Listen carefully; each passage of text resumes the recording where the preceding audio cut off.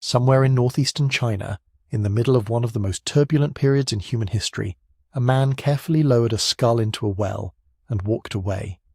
Not a small skull, not something you could pocket or tuck under your arm. A massive ancient human skull, one of the largest ever found, and he told nobody. For 90 years it sat down there in the dark underwater, while the world above it tore itself apart and rebuilt itself from scratch. Wars were fought, empires collapsed, governments rose and fell. The man who hid it grew old and died, and still the skull waited. Think about that for a second. Whatever he saw in that skull was important enough to risk hiding it, important enough to keep secret. But what exactly was he protecting it from, and what did he know about what he'd found? That's the question that's been driving scientists absolutely crazy since this thing finally came back into the world, because when researchers actually got their hands on it and started running tests, they didn't just find an interesting fossil, they found something that genuinely challenges what we thought we knew about human evolution in Asia, about who was living where and when, and how many different kinds of humans were sharing this planet at the same time. Some researchers are calling it one of the most significant fossil discoveries of the century. Others are more cautious, and that tension between excitement and skepticism, between what the evidence shows and what we still can't prove, is exactly what makes this story worth telling carefully. So here's what we're going to do. We're going to piece this together the way scientists actually did, layer by layer, question by question. What was found? Who found it? Why it disappeared for nearly a century? What the bones actually tell us? And what, if anything, this single skull really means for the story of our species? Because the honest answer right now is that we don't know everything. The science is still unfolding, researchers are still arguing, and some of the biggest questions this skull raises might not have clean answers for years. But the questions themselves are extraordinary. And sometimes the most important thing a fossil can do isn't give you answers. It's make you realize the picture you had was missing something huge. Before we get into any of that, though, I want to know where you're listening from and what time it is for you right now. Drop it in the comments. Seriously, is one of my favorite things about making these, checking comments and seeing Tokyo at midnight, Cape Town at lunch, São Paulo just waking up. All of you in completely different worlds, all pulled into the same story. Tell me where you are. Now, let's go back to 1933, to a city on the edge of occupation, to a construction crew digging a bridge, and to the moment one worker looked down and realized he was holding something that had no business being there. Harbin in 1933 was not a quiet place. It never really had been. Sitting in the northeastern corner of China, right on the edge of where Manchuria bleeds into the Siberian cold, Harbin had been built fast and built hard by competing imperial ambitions. Russians had planted the city there in the late 1800s as a railroad hub, a strategic anchor for their expansion across the region.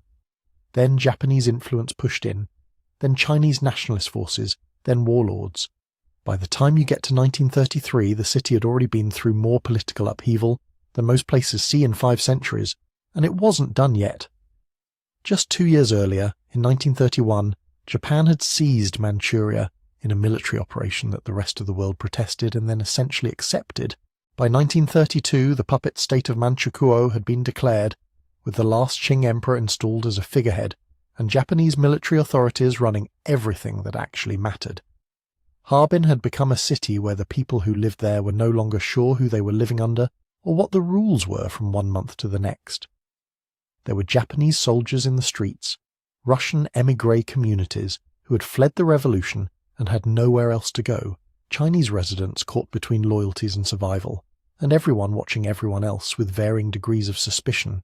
This matters. Not as background colour, but as the actual context in which this skull was found and in which the decision to hide it was made. When you're trying to understand why a person would drop something extraordinary into a well and stay silent about it for the rest of their life, you have to feel the weight of that atmosphere. The fear wasn't abstract. It was the kind you carry in your shoulders, the kind that makes you very careful about what you pick up and what you're seen with. The discovery happened during construction of a bridge over the Songhua River, which cuts through the heart of Harbin. The Songhua is a serious river, wide and powerful, the kind that demands serious infrastructure. Bridge work along waterways like this means digging deep, anchoring into sediment that in some places hasn't been disturbed for thousands of years. Workers were doing exactly that, cutting into the riverbank, moving earth, and exposing layers of ground that had been sealed shut for a very long time. Here's something worth understanding about places like this. River floodplains are almost accidentally perfect archives of the past. Every time a river floods, it deposits a thin layer of sediment over everything nearby. Do that enough times over enough centuries and you get a kind of geological layer cake, each stratum representing a different slice of time. Bones, tools, charcoal from ancient fires, all of it can end up buried not because anyone put it there deliberately, but simply because water keeps covering things and the ground keeps rising. Construction crews working along riverbanks and in deep urban foundations disturb these layers all the time. Ancient material surfaces constantly at sites like this, usually in fragments, usually unrecognized, usually scooped up and thrown aside without anyone realizing what they're looking at. So it was not strange, exactly, that someone digging into the Songhua riverbank might encounter old bones. What was strange was what those bones turned out to be. Now here's where we have to be honest about the limits of what we actually know. The specific details of the discovery, who found it, exactly when, precisely where along the riverbank construction was happening, what condition the skull was in when it came out of the ground, none of that has been verified with certainty. The story was passed down. It survived as family memory, eventually told by the finder's grandson decades later when the skull finally came back to light. That's not nothing. Family oral history can be surprisingly accurate about the broad shape of events, but it also can't be cross-referenced against contemporary records or independent witnesses, at least not fully. Researchers working with this skull have had to hold that uncertainty carefully, acknowledging that the discovery narrative is plausible and consistent with what we know about the time and place, while also recognizing that parts of it remain inferred rather than documented. What we can say with confidence is this. A skull was found in Harbin sometime around 1933 during construction activity near the Songhua River. It ended up in the possession of a Chinese worker. And he chose to hide it rather than hand it over. Why would someone do that? You have to think about what handing it over would have meant in that specific moment, in that specific city, under that specific occupation. Japanese authorities in Manchukuo were intensely interested in controlling any significant artifacts or discoveries within the territory. Something like this, an unusual ancient skull, would have been seen as potentially valuable, scientifically, symbolically, politically. There's a reason occupying powers tend to collect the heritage of the places they control. It's a form of authority. And a Chinese worker who produced something remarkable at a construction site was not likely to be rewarded with credit, recognition, or safety. He was more likely to simply lose the object to whoever had guns nearby and the inclination to take it. Hiding it was, in a certain logic, the most sensible thing he could do. And a well is actually a remarkably good hiding place, when you think about what it provides. Wells are enclosed, dark, waterlogged at the bottom, and typically accessed only by the household that owns them. Nobody casually searches a well. They're not places soldiers or inspectors tend to look. The constant water at the bottom keeps the temperature stable and cool, reducing the kinds of biological processes that would degrade organic material on the surface. The skull wasn't going to rot in there, it was going to wait. And it was going to be exactly where he left it whenever it became safe to retrieve it. Except it never quite did. That's the part of the story that sits with you.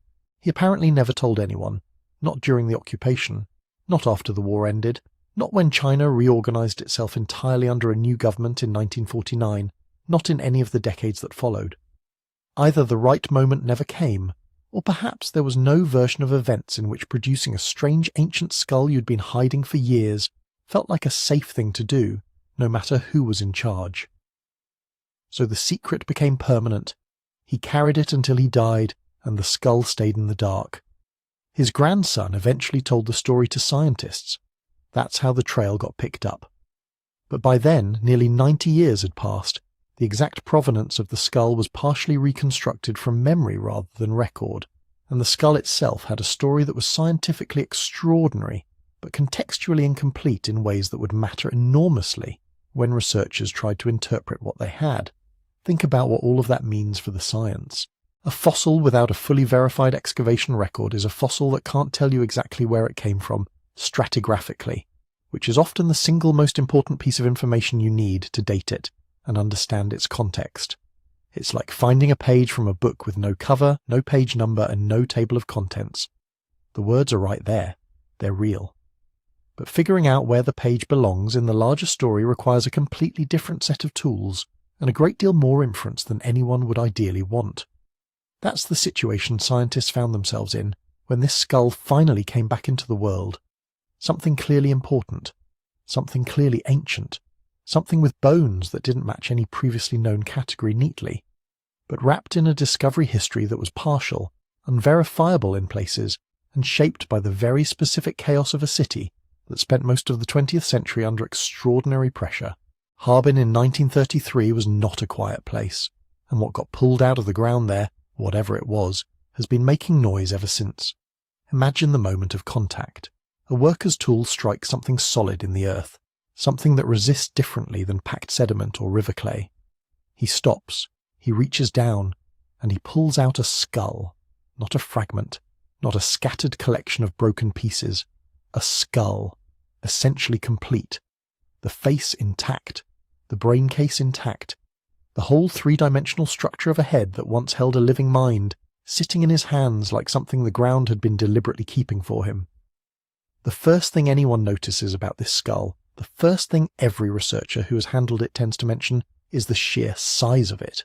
It is large, measurably, substantially larger than a modern human skull in the dimensions that matter most, the brain case especially. When you pick it up, you feel the weight of it in a way that doesn't quite match your expectations. A modern human skull is lighter than most people assume. This one would not have given you that surprise. It would have given you the opposite feeling, the sense that you were holding something denser and more solid than you were prepared for. And the face is broad and flat and heavy-boned in a way that would register immediately as different, even to someone who had never studied a fossil in their life. This was not the skull of anyone walking around Harbin in 1933. That much would have been obvious from the first second. Now, put yourself in that worker's position. You're standing in a construction trench on the bank of the Songhua River, in a city that is not currently governed by anyone with your interests in mind. You are holding something that is clearly old, clearly unusual, clearly the kind of thing that the people in charge of this territory would consider worth taking. What do you do with the next 30 seconds? The options are actually fairly limited. You can call attention to it immediately, which means it leaves your hands almost certainly forever, absorbed into whatever institutional or military apparatus decides it wants it. You can quietly set it aside and try to figure out your next move, buying yourself some time to think. Or you can make a decision fast and commit to it, before anyone else sees what you're looking at. What seems to have happened, based on the account that came down through his family, is that he chose to take it. He removed it from the site, got it out of a context where it could be seen and claimed, and then faced the second problem that every person who has ever kept a secret faces immediately after deciding to keep it. Where do you put it? Here's what makes the well choice interesting. It wasn't an obviously sentimental decision, the kind of thing you do when you want to preserve something precious on a shelf. It was a practical calculation. He needed somewhere that was controlled, enclosed, unlikely to be casually inspected, and capable of keeping the skull physically stable for an uncertain period of time. A well near a private home checks every one of those boxes. It's not a place occupying soldiers walk past and search on a whim. It's not a place that gets cleaned out when a new family moves in. It's dark, it's cool, it's tucked into the domestic life of a single household, and it will be there tomorrow exactly as it was today. He wasn't hiding it forever. He was hiding it until the situation changed. But what was he actually protecting it from, and what was he hoping to do with it eventually? This is where the record goes genuinely quiet, and where we have to be honest about how much we're inferring. We don't know if he understood, in any formal sense, what he had. He didn't need a paleontology degree to recognize that this skull was strange and probably old. He would have known that, but whether he thought of it as scientifically priceless, or personally valuable, or dangerous to possess, or simply too unusual to hand over to people who would take it without explanation, we can't say. The motivation might have been fear alone. It might have been something closer to instinct, the sense that this mattered and that giving it away to the nearest authority felt deeply wrong. It might have been some combination of both, the kind of murky reasoning that real people apply to impossible situations in real time. What we do know is that the decision held, for decades, through the end of the Japanese occupation, through the chaos of the post-war years, through the transformation of China in 1949, through all of it, the skull stayed in the well, and the man who put it there stayed silent. That silence is the thing that actually changed the timeline of science, not the discovery itself. Discovery is just the moment the ground gives something up. It's what happens in the seconds and minutes after discovery that determines when the rest of the world gets to know. A different decision, one where he handed it to a supervisor or an authority, or even just showed it to the wrong person. And this skull potentially enters a scientific record in the 1930s, when the understanding of human evolution was profoundly different from what it is today, when the tools to analyze it didn't exist, and when the political turmoil of the following decade might have destroyed it entirely. The well, paradoxically, may have preserved both the skull and its scientific significance until the moment when the world actually had the capacity to understand what it was looking at.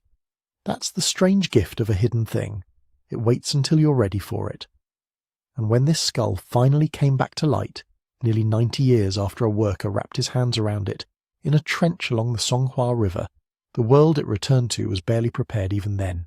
If you want to understand why the well worked, you have to think like a fossil, not like a person. For a person, a well is a functional object. It's where the water comes from. It's part of the background of daily life, so familiar you stop seeing it.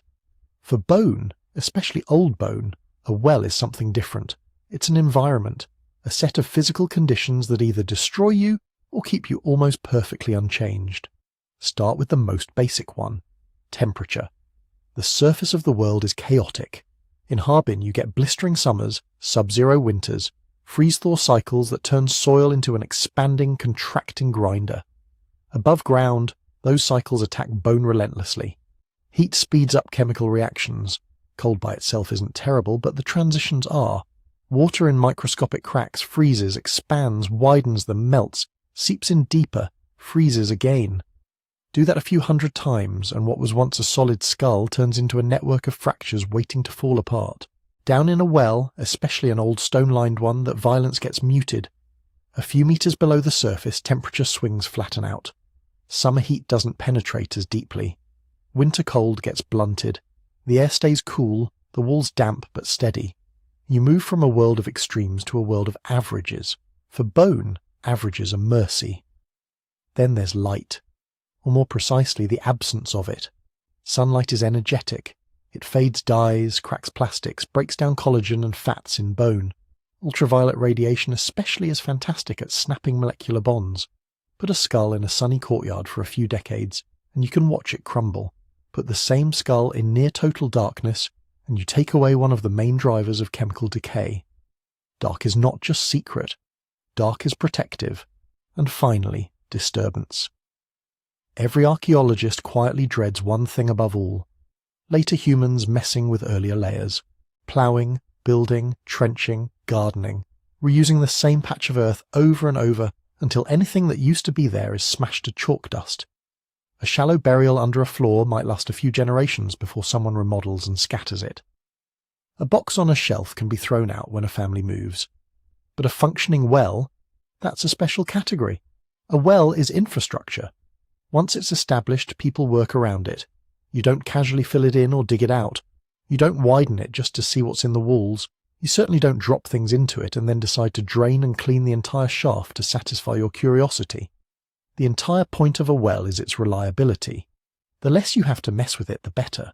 So if you choose it as a hiding place, you're leveraging 3 silent guarantees at once.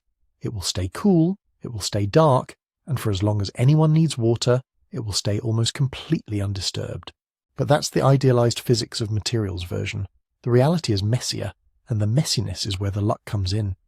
Because wells are not dry vaults. They're dynamic systems. Water moves through them. So do dissolved minerals. Groundwater in many regions is carrying a constant load of calcium, iron, silica. As water levels rise and fall with the seasons, they wet and dry the walls of the shaft. Over time, those cycles can either entomb an object in protective deposits or quietly destroy it. If the skull sat above the standing waterline, resting in a niche, wedged on a ledge, or carefully wrapped and suspended, it would have been exposed mostly to humid air and occasional splashes. Enough moisture to keep it from becoming powdery and brittle, not so much that it dissolved. If, on the other hand, it spent years submerged, the story could have been very different. Bone immersed in water for long periods can leach minerals, soften, delaminate. Microbes in the water column can chew through what collagen remains. Fluctuating water tables can move silt and grit, grinding at surfaces, abrading important features. Then there are the minerals themselves.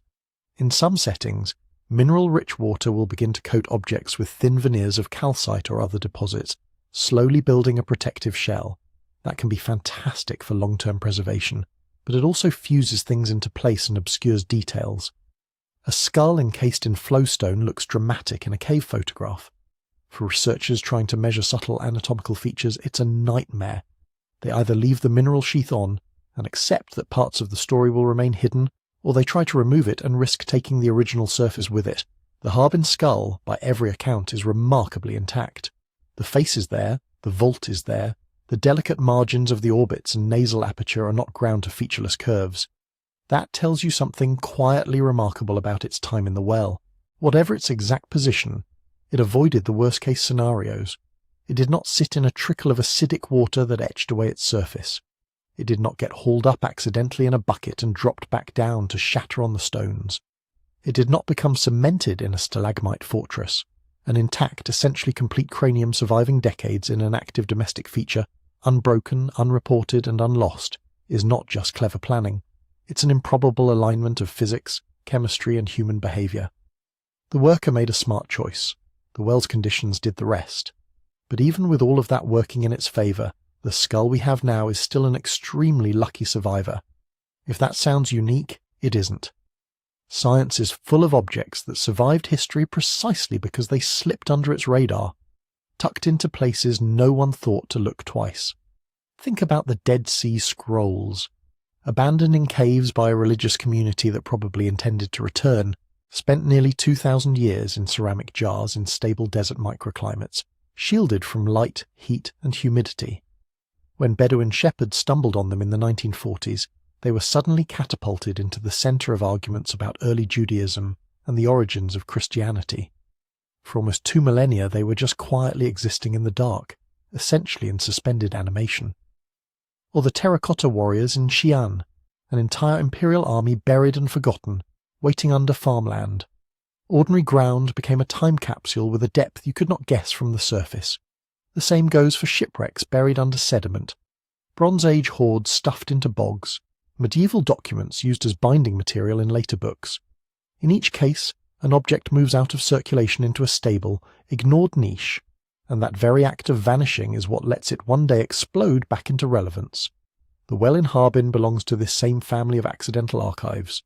To the neighbours living nearby, it was nothing. Just the place you drew water. To the man who dropped the skull down, it was a boundary between worlds, the visible one, where Japanese soldiers and later officials might appear at any moment, and the invisible one, where things entered and, for all practical purposes, stopped existing.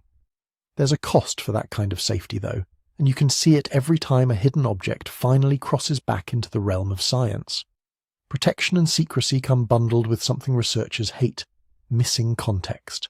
Because while the skull was down there, the world was forgetting the details around it. The exact depth it came from in that construction trench, the precise sediment it was embedded in, whether there were animal bones around it, tool fragments, pollen grains, the names of supervisors on the site, the coordinates of the trench relative to the river.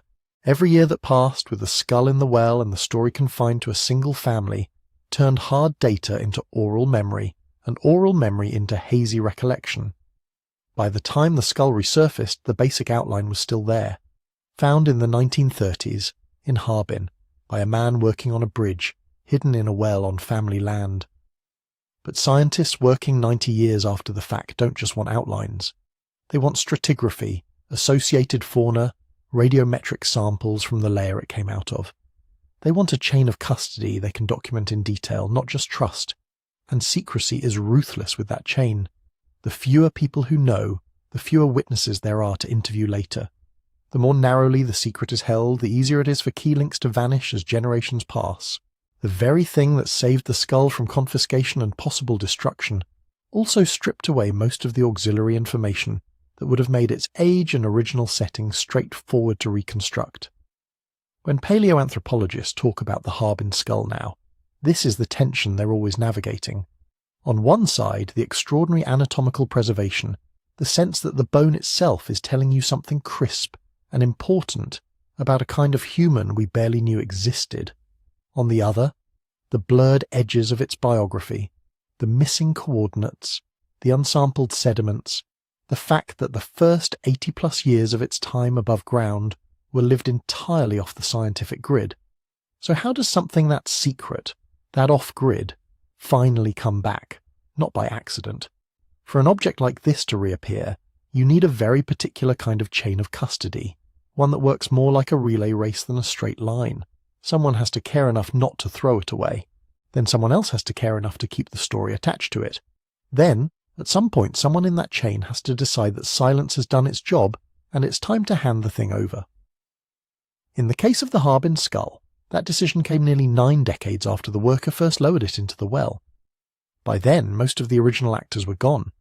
What remained were the object itself, the family memory of its hiding, and a world of scientists who, without knowing it, had been getting ready for precisely this kind of surprise.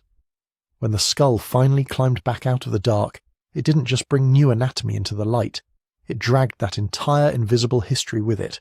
The occupation, the fear, the decades of domestic secrecy, the physics of a Chinese well, the narrow path a fragile object can follow through time if enough small decisions go its way. And once it was out, once it was in a researcher's hands instead of on a family shelf, the well ceased to be the important part of the story. The question shifted. Not, how did this survive, but what exactly have we been missing all this time? To answer that, the skull had to leave the world of private hiding places and enter the world of X-rays, CT scanners, comparative collections and competing hypotheses. It had to stop being a secret and start being a specimen. That transition, out of the well and into the lab, is where the story picks up again. When the Harbin skull finally did make that transition, it didn't burst into the world with press conferences and journal covers. It came back the way it had disappeared, quietly, through family. The story the current researchers tell goes something like this. The worker who found the skull in 1933 never stopped knowing it was there. He lived through the war, through the civil conflict that followed, through the founding of the People's Republic. While regimes rose and fell around him, the skull stayed put. Eventually he left Harbin and moved farther south. The well, the bridge, the immediate danger of Japanese soldiers faded into the background. But before he died, he passed the secret on. Not to the state, not to the local museum, to his children. They inherited not just an object, but a responsibility they hadn't asked for. In their version of the story, the skull was retrieved from the well at some later point, brought into the house, wrapped, boxed, shifted through a series of family moves. It spent years in attics and under beds, a strange heirloom with an even stranger origin. Imagine being that next generation. You know, because your father told you that this thing came from deep old Earth, that it might be important in a vague, undefined way. But for most of your life, China is a place where private relics and unusual bones are not obviously safe topics to bring to officials. So you do what the previous generation did. You keep it quiet, you keep it close, you wait. By the early 21st century, the ground had shifted again. Chinese universities were expanding their research programs. Paleontology and human evolution were no longer fringe pursuits run by a handful of specialists. They were national-scale enterprises. New fossils from places like Dali, Jinyushan, and Zhujiao were making headlines. There was a context now, a scientific conversation, into which an odd, oversized skull from Harbin could plausibly fit. Somewhere in that window, researchers say around 2018 to 2019, the family finally made their move. They brought the skull to a Beijing University. Not to a random person on the street, but to a place that, in their eyes, represented expertise and maybe at last safety. From the outside, that looks like a simple handoff. Old object, new owners. In reality, it's the most precarious moment in the specimen's entire history. Because once the cardboard box opens in an academic office, the rules change. Family legend, however sincere, isn't enough anymore. Universities and museums operate under a different set of instincts. They've been burned too many times by amazing finds that turned out to be fakes, composites, or heavily altered curiosities. So before anyone gets too excited, there's an internal checklist that starts quietly ticking in the background. Where exactly did this come from? Who has handled it? What's the paper trail? With something like the Harbin skull, those questions don't have neat answers. There's no excavation permit number, no field notes, no stack of old photographs showing the trench and the layer. Just a family, a story stretching back to the 1930s, and a piece of bone that looks to a trained eye both spectacular and problematic. So the first job of the scientists is not to classify the fossil, it's to decide whether they can trust it at all. Museums and universities have developed a kind of triage for this. Step 1 is simple. Look at the thing. Up close. Really close. Is the coloration consistent with known fossils from the region, or does it look artificially stained? Are there modern tool marks on the bone where someone might have improved a fragmentary edge? Do the fracture patterns and weathering stages make sense for a skull that was once buried in sediment and then spent decades in a relatively stable human environment? Under magnification, fake patinas tend to give themselves away. Modern glues fluoresce. Plaster fills look different from mineral intrusions. Even without fancy equipment, an experienced preparator can spot amateur reconstruction work. In Harbin's case, the examiners saw something crucial. A surface that behaved like authentic ancient bone. Microcracks, mineralization, abrasion in all the right places and in the right sequence. Then come the scans. CT imaging tells you whether the internal structure matches what you'd expect from a Pleistocene cranium. Is the diploa, the spongy bone between the inner and outer tables of the skull, preserved? Are there density gradients that suggest long-term burial and mineral replacement? Or does everything look strangely homogeneous, the telltale sign of a modern replica? Again, the Harbin skull passed. Its internal anatomy lined up with genuine fossil hominins. The sutures, sinuses, the thickened brow region, they all looked real. There were no supporting wires, no poured cores, no hidden rods. At that point, the conversation shifts from, is this a hoax, to, okay, but how much can we really know about it? This is where documentation, or the lack of it, starts to bite. In an ideal world, every fossil human skull is anchored in a web of context. You have its exact geographic coordinates. You have the stratigraphic column from the site showing which sedimentary layer it came out of. You have bags of associated fauna and microfauna, rodent teeth, antelope bones, mollusk shells, each with their own dating potential. You might even have charcoal for radiocarbon, or volcanic ash layers suitable for argon-argon dating. With Harbin, almost all of that is gone. The family could point to Harbin as the general area. They could repeat what their father had said. It came from sediments under a bridge project in the 1930s, near the Songhua River. But they couldn't walk scientists back to the exact trench. The construction site had been altered, rebuilt, paved over. No one had scooped up the surrounding sediment and stored it in labelled bags. No one had logged its depth in meters below the modern surface. To a paleoanthropologist, that's like being handed a crucial paragraph ripped from a book, with all the page numbers torn off. The words are there, but you don't know where in the story they belong. So when the Harbin skull arrived in the lab, the first professional reactions divided along a predictable fault line. On one side, awe. Here was one of the most complete, massive human crania ever found in East Asia. Thick-boned, with a huge brain case, enormous brow ridges, a low but long vault. Features that seemed to echo some known fossils, Dali, Jinyushan, even the Sujiayo remains, yet combined them in a way nobody had quite seen before. For scientists who had spent careers staring at fragmentary jaws and isolated teeth, this was like suddenly being handed a nearly complete face from a ghost population. On the other side, skepticism. How old was it? The family said pre-1940s, which only told you when it was found, not when the individual had lived. Could it be tens of thousands of years old? Hundreds of thousands? Without a stratigraphic anchor, every age estimate would rest on indirect lines of evidence, bone chemistry, regional geology, comparison to other fossils. And beyond age, there was the more basic question, where exactly did this thing fit? Was it an unusually robust member of a known species, a northern variant of early Homo sapiens, a late surviving archaic human, a Denisovan? Those are not the kinds of questions you answer by gut feeling. They're the kinds you answer with measurements, comparative samples, and as much context as you can scrape together from a reluctant past. Around the specimen, the institutional machinery started moving. Accession numbers were assigned. Documentation of the handoff was written up. Every detail of the family's account was recorded, not because anyone assumed it was false, but because oral histories get fuzzy at the edges and future researchers would need to see where the firm ground ended and the reconstructions began. Curators and administrators also had to grapple with a more philosophical issue.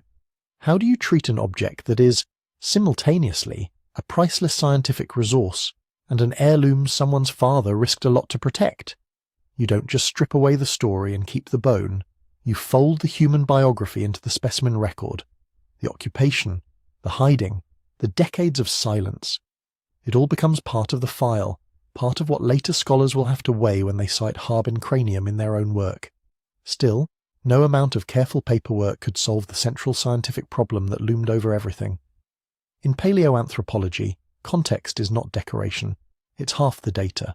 A skull is not just anatomy, it's also time, place, and association. Was this individual living alongside mammoths or water buffalo? Did its layer sit below or above a known volcanic ash horizon? Are there stone tools nearby that look like a particular technological tradition? All of that helps you anchor it in the broader story of human evolution. Harbin arrived stripped of almost all of that scaffolding. It was a floating point in space, a face and brain case without coordinates. So from day one, every researcher who held it in their hands was juggling two contradictory impressions at once. On the one hand, this is one of the most significant human fossils ever to appear in China. On the other, it comes with less field documentation than some Victorian cabinet curiosities. That tension set the stage for everything that followed: the debates, the new dates, the bold claims about new species, and the equally forceful pushback from other scientists. Because before anyone could argue about what to call this skull, they first had to figure out what, in the strictest sense, it actually was. And that turned out to be much harder than anyone expected. You can't resolve that just by staring at it. You need chemistry. You need microanatomy. You need comparisons to every vaguely similar skull in every major collection. You need to squeeze as much information as possible out of a specimen that brought almost nothing with it except itself. Which is exactly what the next part of the story is about. The attempt to turn a context-poor skull into a well-dated, well-understood node in the human family tree, and the surprises that fell out of that effort. When you strip away the family story and the missing paperwork, what you're left with is bone. And in paleoanthropology, bone is language. It's how a skull tells you who it might have been. Harbin's skull speaks with a very peculiar accent. Start with the first thing anyone notices, that brow ridge. In modern humans, the brow region is there, but it's broken up. It's a series of subtle arches over each eye, often interrupted in the middle, more like two hills with a little saddle between them. In the Harbin skull, that whole area is fused into a single massive bar of bone. It runs straight across the forehead like a shelf, thick, continuous, powerful, the kind of supraorbital torus we usually associate with much earlier, much more archaic humans. Under that brow, the orbits themselves are big. The eye sockets are tall and wide, giving the face a kind of deep-set, almost oversized look around the eyes. That's a clue, because orbit size and shape vary across human species and across time. They're part of the pattern you use to say, this looks more like X than Y. Move down from the brows and you get to the face as a whole. It's wide.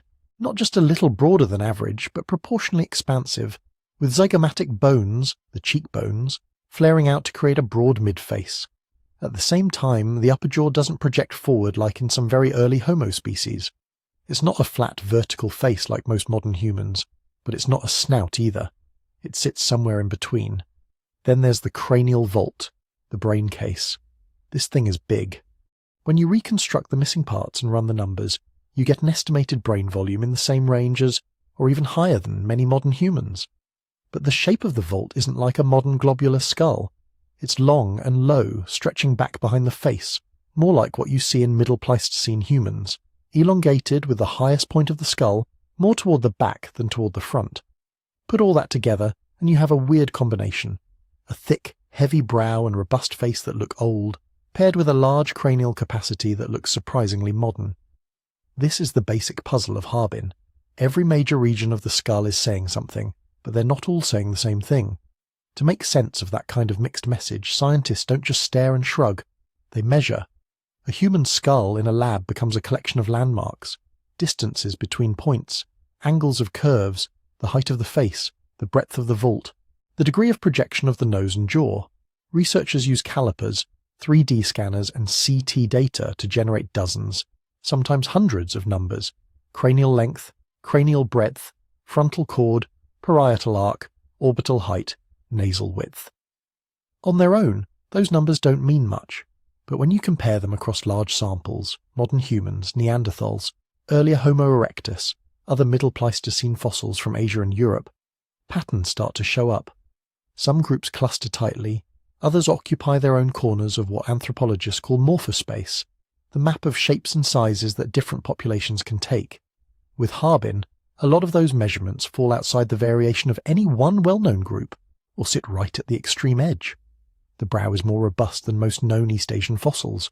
The vault size is on the upper end for archaic humans. The face is broad in a way that recalls some other Chinese fossils, Dali, Jinyushan, but the combined set of traits doesn't match any one of them neatly. That's the part that makes some researchers lean forward in their chairs. Because in paleoanthropology, doesn't fit neatly is where new things often lurk. But here's where we have to pause and draw a critical line. Looking different is not the same thing as being different. Every species has internal variation. Modern humans are a perfect example. Think about the range of skull shapes you'd get if you lined up individuals from across the world. Differences in brow size, nasal width, facial breadth, vault shape. If you didn't know they were all the same species and you only had a handful of skulls, you might be tempted to divide them into multiple kinds of humans. So when a fossil looks strikingly odd, there are two basic possibilities. One, you've caught an extreme member of a known population, a statistical outlier, a very robust male, or someone whose traits sit at one end of the bell curve. Two, you're looking at a representative of a distinct lineage, something that, over hundreds of thousands of years, followed its own evolutionary path and accumulated a consistent set of differences from other groups. Distinguishing between those two possibilities is hard. It's even harder when you have one skull, because with one specimen, you don't know the shape of the bell curve. You don't know whether Harbin is in the middle of its group's variation or out on the fringe. All you know is that, compared to other fossils we have, it looks unusual. That's part of why the debates around Harbin get so heated. Some scientists look at the measurements and say, this could be a particularly robust member of a broader East Asian archaic human population, maybe related to what we sometimes call archaic Homo sapiens or Homo heidelbergensis. Others argue that the pattern of traits is coherent enough and distinct enough to justify talking about a separate evolutionary branch. And there's another concept lurking in the background that complicates everything: mosaic evolution. We tend to imagine evolution as a smooth gradient from primitive to modern, with all traits shifting together. In reality, different parts of the body can evolve at different rates, under different pressures.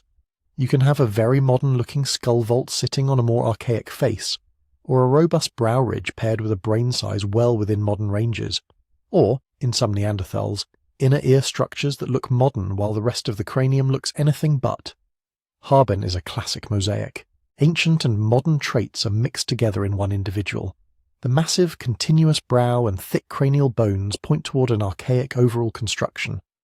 The large brain volume and some aspects of the mid-face contour look more like late Middle Pleistocene or even early modern humans. Some features echo what we know or suspect about Denisovans from their DNA, and from a handful of fragmentary remains. Others line up more comfortably with regional Chinese fossils that predate Homo sapiens. Mosaic evolution means you can't just pick one feature and let it dominate the story. You can't say, big brain, therefore modern, or thick brow, therefore ancient. You have to look at combinations of traits and how often those combinations appear together in time and space. This is why scientists spend so much energy on multivariate analyses, statistical methods that treat a skull not as one thing, but as a bundle of dimensions. They ask, where, in this multidimensional trait space, does Harbin actually sit?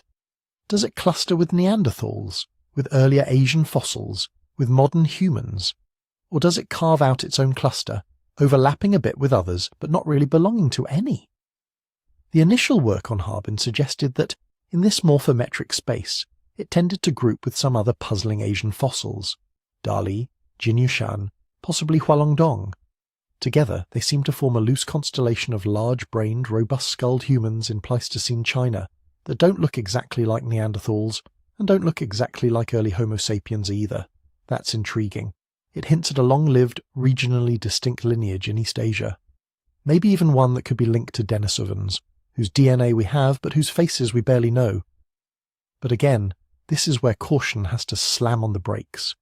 Because a single skull, no matter how spectacular, is both a gift and a trap. It's a gift because it preserves an enormous amount of information compared to the usual fragments. It lets you see the overall architecture of a head, the way different parts of the skull fit together. It can anchor comparisons, reframe older finds, and suggest new connections between sites and regions. It's a trap because humans are pattern-seeking animals. When we see something striking, our first instinct is to build a story around it, to name it, to give it a place, a label, a neat narrative, a new species, a lost branch, a missing link. But evolution is rarely that tidy, and the fossil record is brutally incomplete.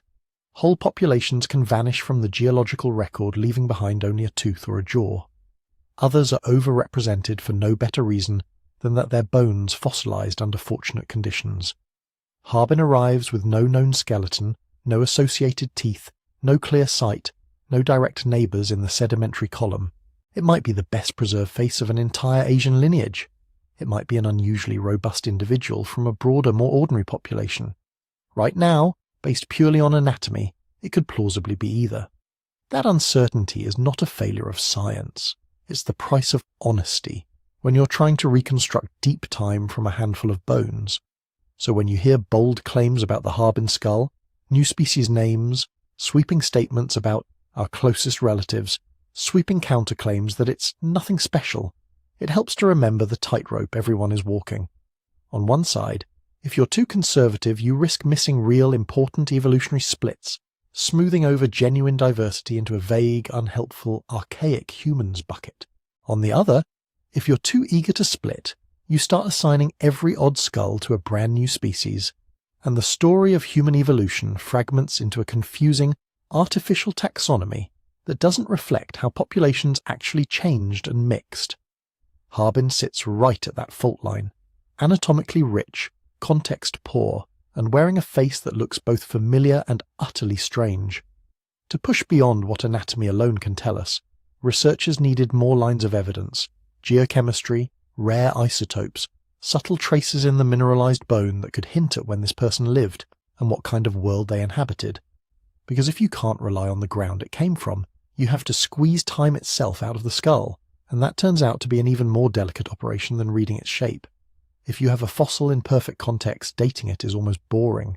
You have a skull still half buried in a clearly defined layer of sediment.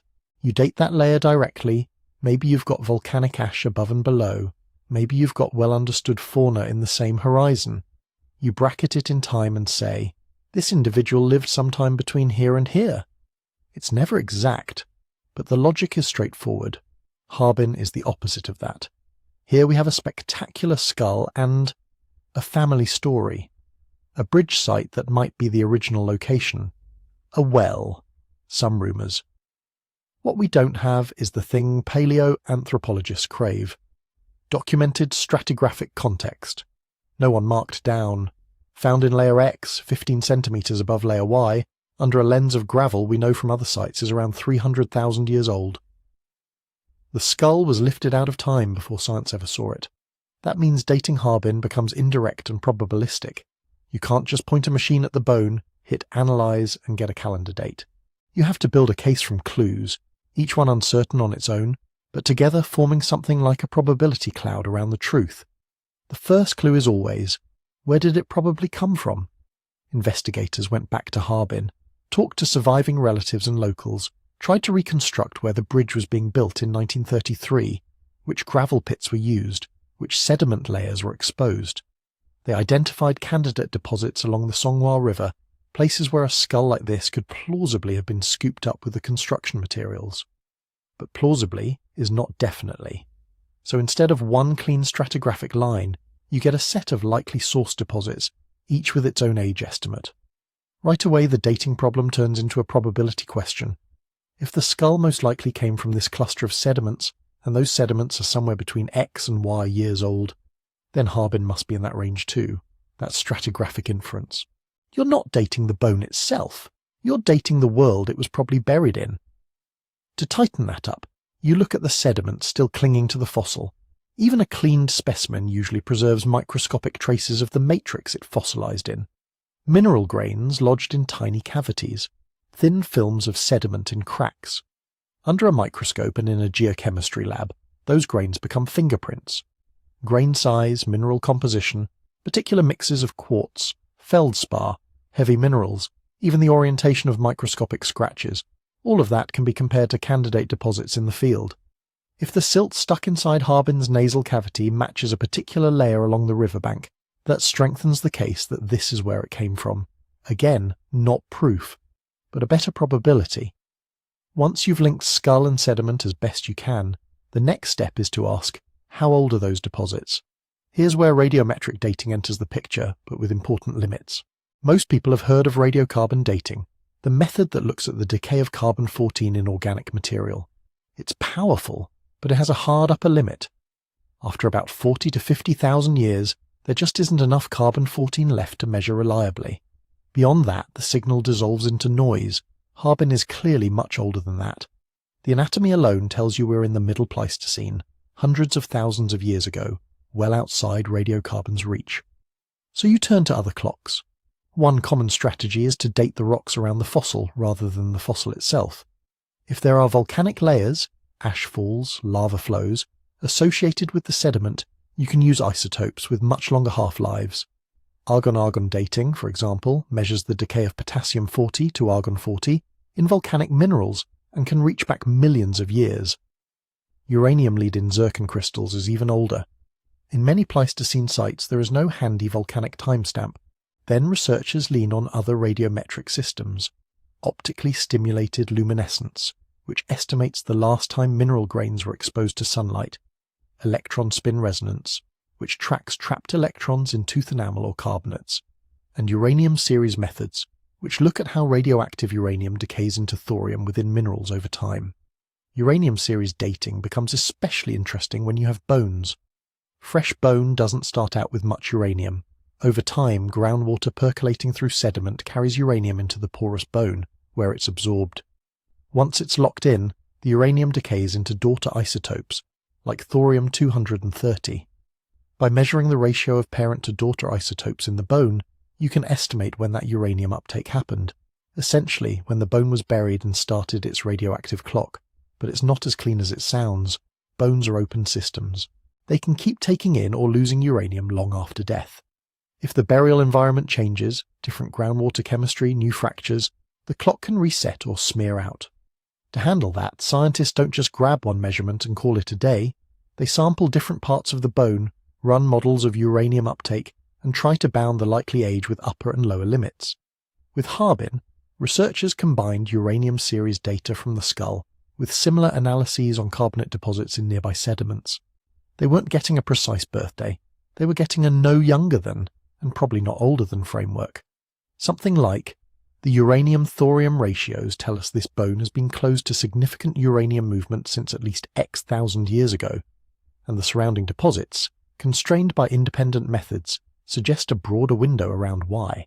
On top of the radiometric angles, there's comparative dating, lining up Harbin against other fossils and faunal remains whose ages we know better. If the sediment matrix and associated fauna, bits of mammal bone, pollen grains, fossilized plant material, match a well-dated Pleistocene assemblage elsewhere in northern China, that's another piece of the puzzle. Certain extinct animals only appear in particular time slices. If you find Harbin's sediment-sharing species with deposits securely dated to, say, 300 to 400,000 years ago, it's unlikely your skull is, say, 100,000 or 800,000. The ecological context acts as a coarse clock. The morphology itself also becomes a kind of comparative timer. No one wants to say, the skull looks like X, therefore it must be exactly Y years old, but there are broad patterns. Some cranial architectures disappear after certain periods, others don't show up until later. If Harbin's traits match a cluster of fossils that radiometric methods place around a certain interval, and diverge strongly from both older and younger morphologies, That gives you another independent reason to prefer a particular age range.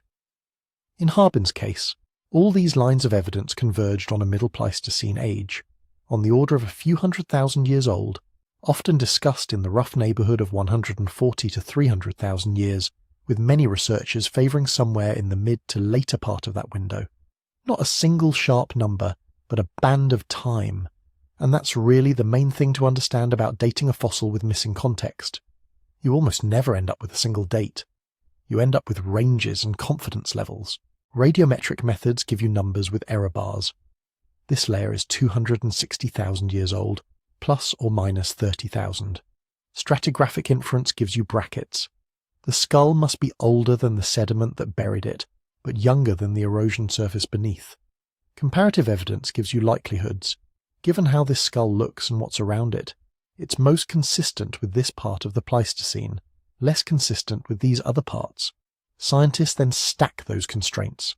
If multiple independent methods all point to roughly the same slice of time, confidence goes up. If they disagree, you dig deeper, literally and figuratively, into what might be skewing the results. Maybe the bone is contaminated. Maybe the sediment has been reworked by a river. Maybe the uranium uptake wasn't a simple one-time event. And because all of these methods are built on assumptions about closed systems, steady decay rates, undisturbed layers, revisions are normal. New techniques can remeasure old samples with finer resolution. Re-examination of a site can show that a deposit once thought to be undisturbed is actually a mix of older and younger material. When that happens, the age of a fossil can shift, sometimes dramatically, without anyone having lied or cheated. The underlying models just got better. So with Harbin, when you see numbers printed in papers or mentioned in documentaries, it's worth remembering what those numbers really are. Carefully argue probabilities tied to specific methods and assumptions. They are not eternal truths etched into the bone. They are our current best attempt to pin a face to a moment in deep time, knowing that the pin might move as the evidence improves. Dating a fossil with missing context is less like reading a timestamp and more like reconstructing the time on a shattered clock. You gather the fragments, compare them to other clocks, run the physics in reverse, and accept that you'll end up with a window, not a second. But even a window can be transformative. Knowing roughly when Harbin lived tells you which other human populations were around, what the climate was doing, what animals roamed the plains of Northeast Asia. It lets you ask new questions.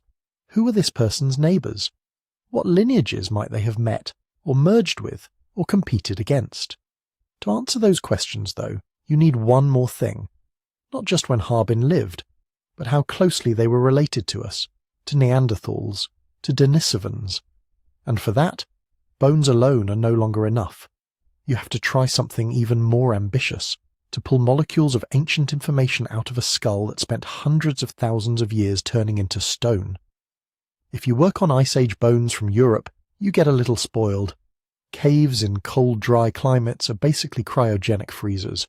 Bones slip into the sediment, the temperature stays low, the microbes slow down, and some of the DNA just hangs on. Not much, not intact, but enough that with modern sequencing you can sometimes pull millions of fragments out of a single tooth. Harbin is not that story.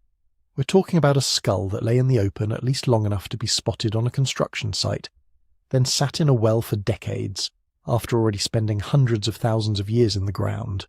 Heat cycles, moisture, microbes, oxygen, mineralization, every one of those is a tiny attack on DNA.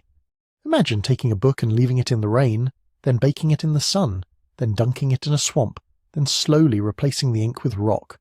A few letters might survive, maybe scraps of words. But expecting full sentences is optimistic. That's what ancient DNA is up against. The first problem is simple chemistry. DNA is not a stable molecule over geological time. The backbone breaks, bases fall off, strands snap into shorter and shorter pieces. Crosslinks form between fragments so the chain can't be read. After a few tens of thousands of years in bad conditions, you're basically down to biochemical confetti. The second problem is biology. When something dies, microbes move in. Bacteria and fungi chew through tissues, including any remaining DNA, replacing it with their own. Groundwater brings in even more microbial DNA from the environment. The older the fossil, the more layers of biological noise are smeared across whatever original signal is left. The third problem is us. Modern humans are walking bags of DNA contamination. Skin cells, sweat, saliva, shed hairs. The moment someone in 1933 picked up the Harbin skull with bare hands, they were adding their own genetic signature on top of whatever ancient molecules might still have been there. Decades in a well. More opportunities. Handling in museums before strict cleanroom protocols. Even more. So when scientists talk about trying to get DNA out of Harbin, they're really battling three enemies at once: time, environment, and modern contamination. You can't just scrape the bone, toss it in a sequencer, and assume the results belong to the person who died 200,000 years ago. You have to separate out human from non-human DNA, ancient from modern, genuine fragments from lab and field contamination. That's why expectations are low. Middle Pleistocene fossils from temperate Asia are already long shots for genetic work. Add in Harbin's chaotic recent history and the odds drop even further. It's not that DNA extraction is impossible in principle. It's that every factor you'd want to be favourable is, here, stacked the other way. So what do you do when the gold standard fails? You start looking for other molecules that are tougher than DNA but still carry evolutionary information. Enter proteins. Proteins are the workhorse molecules of life, chains of amino acids folded into complex shapes. They're coded by genes, but once they're built, they're often more chemically robust than DNA. In particular, certain structural proteins in bone and tooth enamel can survive far longer, sometimes into time periods where DNA is basically gone. This has given rise to fields with names that sound like science fiction: paleoproteomics, paleoproteomics, ancient proteomics. Whole labs devoted to pulling trace proteins out of fossils and reading their amino acid sequences like messages from the deep past. It works because evolution leaves fingerprints not just in DNA sequences, but in the proteins those sequences encode. Change the gene, and you often change the amino acid sequence. Change the amino acids, and you can, in principle, detect that difference even when the original DNA is dust. Enamel proteins are particularly promising. Tooth enamel is the hardest tissue in the human body, highly mineralized and relatively resistant to chemical breakdown. In some early Homo fossils, researchers have used enamel proteins to place specimens on the human family tree when DNA was long gone. They've been able to say, this isn't a modern human, this isn't a Neanderthal, this is something branching earlier, based purely on tiny variations in protein sequences. Collagen, the main protein in bone, can preserve as well. Its sequences evolve slowly, but even subtle shifts can reflect deep splits between lineages. Combined with sophisticated mass spectrometry, collagen peptides can become phylogenetic characters, just like skeletal traits or DNA bases. So for Harbin, even if the classic ancient DNA route fails or yields only noise, it's not necessarily the end of the molecular road. Proteins and peptides offer a backup channel, less detailed than genomes but still informative, enough potentially to answer the biggest question hanging over this skull. Who, genetically, was this person? Right now, without clean DNA, relationships are argued mostly from shape. The Harbin skull has a mosaic of features: massive face, big brow ridges, huge molars, but a brain case and some details that don't match classic Neanderthals, or early Homo sapiens, or anything else perfectly. Some researchers see affinity with other Chinese fossils like Dali or Jinyushan and group them as a distinct lineage. Others suspect it could be close to Denisovans, the ghostly human species we mostly know from DNA extracted in Siberia and Tibet. That's where genetics, if we could get it, would be like turning on the lights in a dark room. Suppose we pulled authentic ancient DNA from Harbin and aligned it with known genomes. If it clustered tightly with Denisovan sequences, the ones from Denisova Cave in Siberia and the high-altitude specimen from Siahe on the Tibetan plateau, that would strongly support the idea that Dragon Man is part of the Denisovan clade. Suddenly, the mysterious Denisovan face we've never seen would have a candidate skull. If, instead, Harbin turned out to be most closely related to Neanderthals, that would be a surprise. The anatomy doesn't scream classic Neanderthal, but DNA sometimes reveals close relationships under unexpected morphologies. We've already seen that. Individuals who look morphologically intermediate but turn out, genetically, to be F1 hybrids between Neanderthals and Denisovans. A Neanderthal-leaning Harbin would force a rethink of how variable that lineage really was, especially in East Asia, or it could fall out closest to us. If Harbin grouped near the root of the Homo sapiens branch, it might represent a sister lineage to modern humans, part of a broader, now extinct diversity of archaic Homo in East Asia that sat close to our own line. That would feed into debates about whether there were regionally structured populations feeding into our ancestry, or whether our story really is a clean recent African origin with only limited admixture from archaic groups. And there's a fourth possibility people don't like to talk about because it complicates everything. Harbin could represent a lineage that doesn't map cleanly onto any known group, a branch related to but distinct from both Neanderthals and Denisovans, a cousin of cousins. That wouldn't rewrite the idea that multiple human lineages existed. It would underline it. Asia, already looking crowded with overlapping Homo species, would get even more complex. But here's the catch. Until we actually have those molecules, all of this is conditional. No DNA, no proteins, no clean phylogenomic signal. None of that is proof that Harbin wasn't Denisovan, or wasn't Neanderthal related, or wasn't connected to our own story. Absence of evidence is not evidence of absence, especially when you're working with extremely fragile molecules on fossils this old, from environments this harsh. The failure to find DNA can mean lots of different things. Maybe the preservation was just too poor. Maybe the sample you drilled happened to be from a heavily mineralized area with no surviving organics. Maybe the contaminant load is so high that the ancient signal is buried below detection thresholds. Maybe with better techniques 10 years from now, material we'd currently write off as dead will suddenly become readable. Proteins have their own caveats. Not every specimen preserves them. Not every protein gives enough phylogenetic resolution to distinguish between, say, Denisovan-like and non-Denisovan archaic Homo. Interpreting ancient proteomes is still a young science. The more we learn, the more we realize that diagenesis, post-mortem chemical alteration, can scramble signals in ways that aren't fully understood yet. So when scientists say, we don't have DNA from Harbin, they're not saying we know Harbin has no genetic relationship to known groups. They're saying our current tools haven't yet pulled a clear signal out of this piece of bone. That's a much more modest and much more honest statement. Even so, the genetic frame matters, because we're not just trying to label one skull. We're trying to reconstruct an entire social and evolutionary landscape across Ice Age Asia. We already know, from living people's genomes, that Denisovan DNA is scattered across modern populations, especially in parts of Asia and Oceania. We know Neanderthal DNA is in almost everyone outside sub-Saharan Africa. We know there were multiple episodes of interbreeding, modern humans mixing with Neanderthals in the Middle East and Europe, with Denisovan-like groups somewhere in Asia, Neanderthals and Denisovans mixing with each other at least once, probably many times. That means that when Harbin was alive, Asia wasn't a blank map waiting for modern humans to arrive.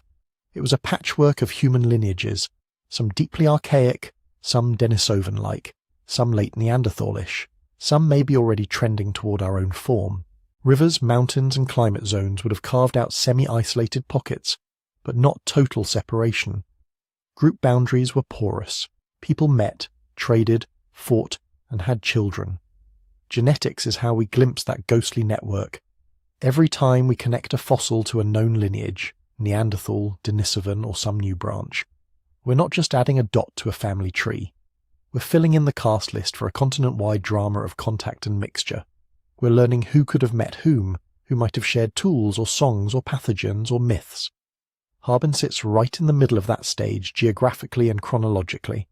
If one day its bone yields even a sliver of readable molecular data, DNA or proteins, that sliver could decide whether we see this skull as a Denisovan cousin, a separate Asian lineage, a close relative of our own species, or something stranger still. Until then, we're operating with half the script. We have the face, the age, the environment. We can imagine the world this person walked through, but without genetic ties, we don't yet know which branch of the human experiment they embodied, or how their people fit into the tangled web of lineages that crisscrossed Ice Age Asia. To get at that, we have to step beyond molecules and back into anatomy and archaeology, into the messy business of deciding where Harbin belongs on the human family tree when the DNA refuses to speak. So, where do you put a giant, oddly shaped skull on the human family tree when the DNA won't tell you? You start by admitting there are multiple competing stories on the table. One option is the bold one. Harbin represents a distinct archaic species.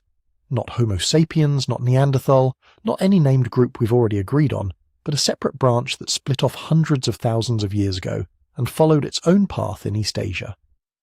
That's the logic behind the name Homo longi that some of the describing authors proposed. New genus, new species, a new twig on the tree. Another option is more conservative. Harbin is a regional variant within a broader archaic population. Maybe it's part of a widespread northeastern Asian lineage that also includes skulls like Dali, Jinushan, Hualongdong. They share some traits: big faces, thick brow ridges, fairly large brains, combinations of features that don't quite match Neanderthals or us. Instead of each one being a separate species, they might be local flavours of the same long-lived population, adapted to slightly different climates or lifeways. And then there's the possibility that Harbin actually belongs to a group we already know about, just seen here in an unusual form. That's where Denisovans enter the picture. Denisovans are the ghost people of human evolution. We have whole genomes from a finger bone and a few teeth in Siberia, and from a jaw on the Tibetan plateau, but almost no complete skeletons. Genetically, they're a sister group to Neanderthals, closer to each other than either is to us. But anatomically, we're mostly guessing. The Siahi mandible from Tibet, probably Denisovan, has a robust jaw with massive molars, some primitive traits, some Neanderthal-like hints. The Denisova cave molars are enormous. That's not a lot to go on. So when the Harbin skull appears with its huge teeth, low but capacious brain case, thick brow ridges and a massive broad face, people start to connect the dots. Northeast China, roughly the right age, living in a region where later Denisovan-like ancestry shows up in modern genomes. Massive molars, like the Denisova cave teeth. A face that doesn't match classic Neanderthals or early Homo sapiens. You can see why, maybe this is Denisovan, is tempting. Some researchers argue exactly that. They point to the combination of archaic features, big face, powerful jaw, huge teeth, with some derived traits that don't fit Neanderthals. They run morphological analyses comparing Harbin to Neanderthals, early Homo sapiens, known Asian archaic skulls, and find that it clusters closer to the Dali-type fossils and by inference maybe to Denisovans. But by inference is doing a lot of work there. The problem is we still don't have a definitive, fully associated Denisovan skull to serve as a reference. We know their DNA. We know a handful of jaws and teeth. We don't know for certain what a typical Denisovan cranium looked like. That means any anatomical comparison is partly circular. We see a big-toothed, robust Asian skull and say, this looks like what we imagine a Denisovan should look like. That's a guess, not a test. It gets messier. Other specialists point out that Harbin also shares features with early Homo sapiens in East Asia, and with some late Middle Pleistocene African fossils. Some traits of the brain case and cheekbones look surprisingly modern. So is it Denisovan-like? A sister lineage to modern humans? A long-lived, regionally structured population that was exchanging genes with both? Without molecules, morphology alone can't cleanly cut those knots. This is where taxonomy, the science of naming and classifying life, comes in, and it's less settled than textbooks make it sound. In theory, naming a new species should be straightforward. You identify a set of diagnostic traits that no other known species has in that particular combination. You show that those differences likely reflect deeper evolutionary separation, not just normal variation within a species. Then you publish a formal description, give it a name, and if your colleagues agree, that name sticks. In practice, with fossil humans, almost every step of that process is controversial. First, what counts as a diagnostic trait? A thick brow ridge? Plenty of Homo species have that. A big face? Same problem. Even complex combinations can show up independently in different lineages, what biologists call convergence. Second, how do you tell species-level differences from regional or temporal variation within a single, widespread species? Modern humans vary a lot in skull shape. So did Neanderthals. If we only had a handful of skulls from our own species, scattered across continents and separated by hundreds of thousands of years, we might easily split them into multiple species that, in reality, all interbred. Third, different experts weigh traits differently. One team might focus on the shape of the brow ridge and nasal aperture. Another might prioritize the angles of the cranial base or subtle features of the inner ear. Feed different characters into your analysis, and you can get different trees. That's why you see such different headlines after big fossil announcements. One group says, "New human species discovered." Another paper comes out a year later saying, "No, this is just an odd Neanderthal," or "just a regional Homo sapiens variant." Both are reading the same bones, but through different taxonomic philosophies. Harbin is caught right in the middle of that debate. The naming team argued that its mix of characters justified a new species, Homo longi. Critics counter that the skull shares many traits with other Chinese Middle-Late Pleistocene fossils, and that we don't have enough evidence yet to carve all of those into discrete species. Some would prefer to treat them as an archaic Homo population in East Asia, potentially including Denisovan-like groups, without overcommitting to Latin names. Underneath the labels, though, is a more important question. What does Harbin do to the story? Whatever name you slap on it, a skull like this forces you to rethink timelines. If Harbin is Denisovan or closely allied to Denisovans, it immediately expands the known Denisovan range, both in space and in anatomy. It would mean Denisovan-like populations weren't just lurking in caves in Siberia and high plateaus in Tibet. They were big-faced, large-brained people spread into northeastern China, perhaps for hundreds of thousands of years. That would change how we imagine the encounters between these groups and incoming Homo sapiens later on, and it would sharpen the picture of where the Denisovan DNA in modern people actually came from. If, instead, Harbin represents a separate archaic Asian lineage, neighbouring Denisovans on the tree but not identical, it means Ice Age Asia wasn't just a two-species stage of Neanderthals to the west, Denisovans to the east. It was a mosaic of overlapping lineages, Neanderthal-related groups in some regions, Denisovan-like in others, plus at least one big-faced, big-brained eastern clade represented by Harbin and its cousins. That would push us toward models where modern humans leaving Africa encounter not one archaic neighbour in Asia, but several. And if Harbin sits closer to the stem leading to Homo sapiens, if it's part of a broader near-modern cloud of populations that ringed the old world before fully modern humans appeared, that feeds into a different narrative, one where our species emerges from a tangled network of semi-connected groups rather than a single, clean ancestral population. Harbin would then become evidence of that network reaching deep into East Asia, long before the classic out-of-Africa expansion 60,000 years ago. In every scenario, the skull is a timeline anchor. Its age, its geography, its mixture of old and new features all constrain what kinds of migrations, contacts and adaptations were happening in this part of the world. That's why the stakes in the classification debate feel so high. It's not just about the right Latin name, it's about which story of human evolution this fossil seems to support. Amid all of this, it's important not to oversell certainty. What's compelling about Harbin is clear. Its massive, well-preserved face and brain case, its clear differences from classic Neanderthals and early Homo sapiens, its similarity to other enigmatic Chinese fossils, its placement in time, when multiple human lineages were likely coexisting across Eurasia. What's actively debated is whether those differences justify a separate species name, whether its closest relatives are Denisovans, Dali-type skulls, early Homo sapiens, or some combination, and how much of its anatomy reflects deep evolutionary separation versus local adaptation and normal variation. What we genuinely still need is more data. We need more fossils from northeastern China with good stratigraphic context, and, ideally, better organic preservation. We need clearer molecular signals, DNA if we get lucky, proteins if we don't, from Harbin itself and from its putative relatives. We need more detailed comparative studies that put Harbin side by side, metric by metric, with Xiaohe, with Dali, with Neanderthals, with early Homo sapiens from Africa and the Levant. Until that happens, every interpretation comes with a giant asterisk. Calling Harbin Homo longi is a hypothesis. Calling it probably Denisovan is a hypothesis. Calling it an archaic Asian Homo near the split between Neanderthals, Denisovans and us is another hypothesis.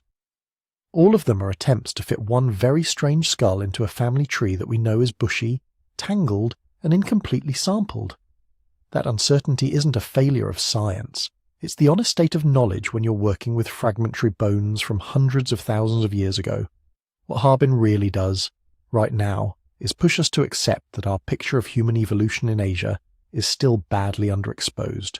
We can see just enough to know there were more branches on the tree than the 3 headline species, We can sense multiple lineages crisscrossing the continent, leaving genetic traces in us and physical traces in fossils like this one.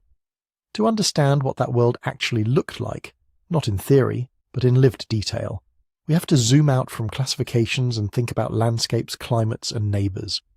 Because whatever Harbin's exact label turns out to be, it wasn't alone out there. Start with the world you'd see if you stood where that skull once stood. Northeast China in the late Middle Pleistocene wasn't the frozen wasteland people imagine when they hear Ice Age. It was a shifting patchwork. Glacial cycles drove the climate like a slow, irregular heartbeat.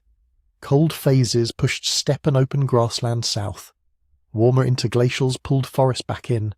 Big rivers, the Proto-Songkhla, the Amur system, wandered across broad floodplains, cutting new channels, abandoning old ones, filling low spots with lakes and marshes. On the higher ground you'd have had a mosaic. Ribbons of riparian woodland along rivers and streams, pockets of mixed forest on sheltered slopes, open steppe and parkland in between. Winters would have been bitter, with deep snow and long stretches of sub-freezing temperatures. Summers were short but productive.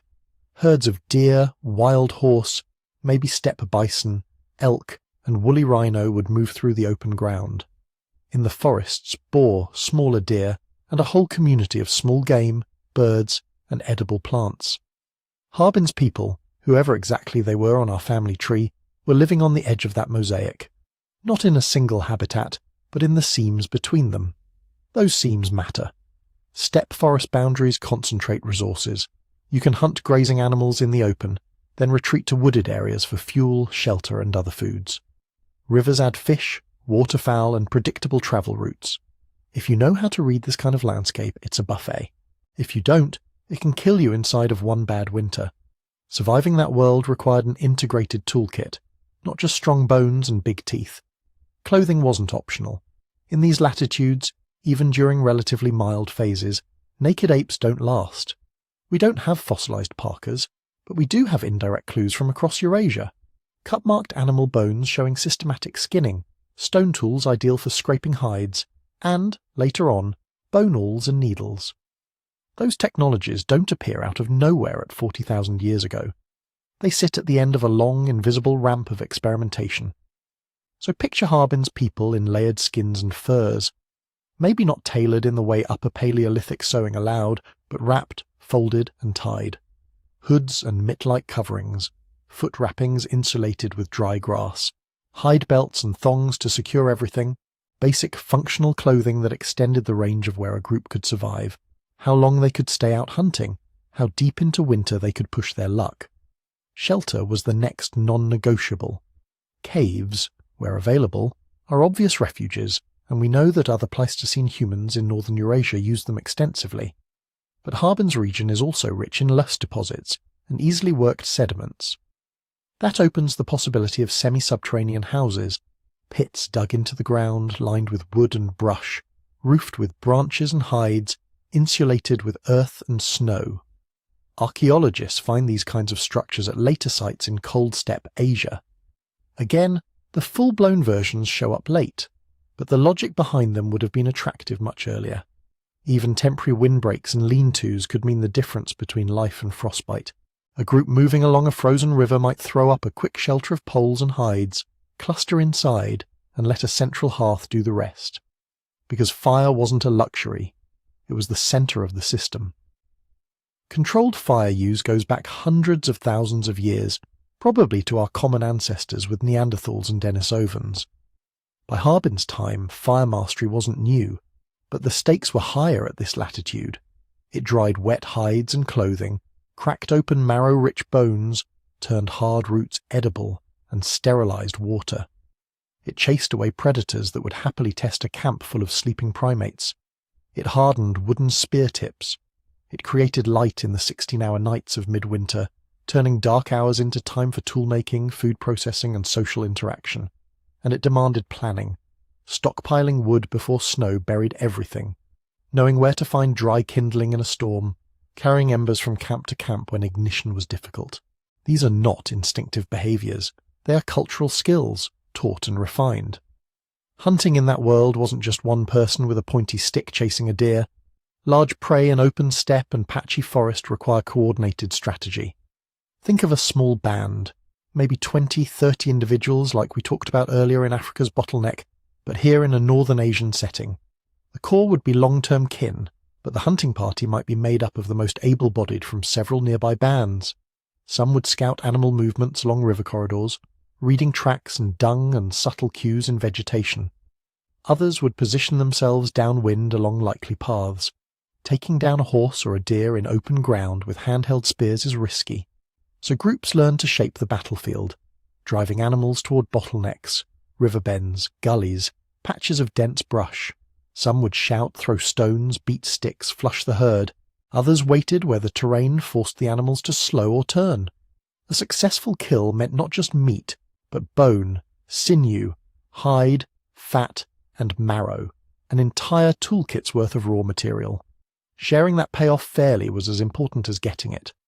When winters are long and hunts can fail, you don't want to be in a band where one unlucky week means your kids starve while your neighbour feasts. Cooperative hunting only works if the benefits are widely distributed. That implies norms, expectations, maybe obligations, who gets which cuts, how meat is stored, who's taken care of when they're injured or old. Those unwritten rules are as much a survival technology as a spear point. Now layer something else on top of this survival framework: neighbours. We tend to picture Pleistocene Asia as territorial blocks. This area belongs to Denisovans, that area belongs to Neanderthals, this one is for early Homo sapiens. The reality was almost certainly messier. Rivers like the Amur and the Yellow didn't just channel animals, they channeled humans. Different groups could have followed the same migration corridors at different times of year, or in different climatic phases, or separated by centuries. Over tens of thousands of years, those movements blur into overlapping ranges. In some periods, Harbin-like populations might have been the main game in town across northeastern China and the bordering plains. In colder phases, Neanderthal-related groups pushing east could have probed into similar territories from the west. Denisovan-like groups, adapted to a variety of habitats from Siberian forests to high plateaus, might have occupied more continental interiors or broken up mountain flank environments to the south and west. Those distributions weren't static.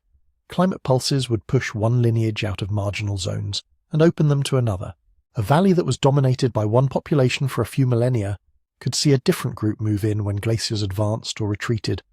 Over enough cycles, the same landscape might host 3 or 4 different kinds of humans at different times, and now and then at the same time. When those overlaps happened, the outcomes wouldn't always be dramatic battles. Sometimes people probably skirted each other, avoiding conflict. Sometimes they competed directly for the same herds and shelters. And sometimes we know from genetics they met closely enough to have children together. The Jiahi jaw on the Tibetan plateau shows Denisovan-like features high in the mountains. Harbin and Dali-type skulls show robust, big-faced humans on the northern plains. Farther south, sites in Southeast Asia record early Homo sapiens, and living people in those regions carry Denisovan ancestry. In some northern populations today, you find tiny traces of Neanderthal-related DNA that likely came from even older contacts in Eurasia. You can think of all this as 3 separate stories: the Neanderthal story, the Denisovan story, the Homo sapiens story. That's the textbook version. Or you can think of it the way glaciologists think about rivers. A single river flowing from the mountains to the sea rarely keeps the same channel. It splits, it braids, it rejoins. One strand cuts a new path around a gravel bar, another dries up in a drought. During a flood, several channels merge into a single roaring flow. From above, you see a network, not a line. Human history in Ice Age Asia looks more like that braided river than a subway map with clean, non-overlapping lines. Take the Dali skull in central China. Some researchers see it as part of the same broad population as Harbin, big-faced, large-brained, archaic, but with hints of modernity. Then add the Jinyushan and Hualongdong fossils, again with their own mixes of traits. Fold in Xiahe on the plateau, Denisova cave in Siberia, later early Homo sapiens finds in northern China and Mongolia, and the scattered genetic footprints of all these groups in living people from Tibet to Oceania. What emerges isn't a tidy succession.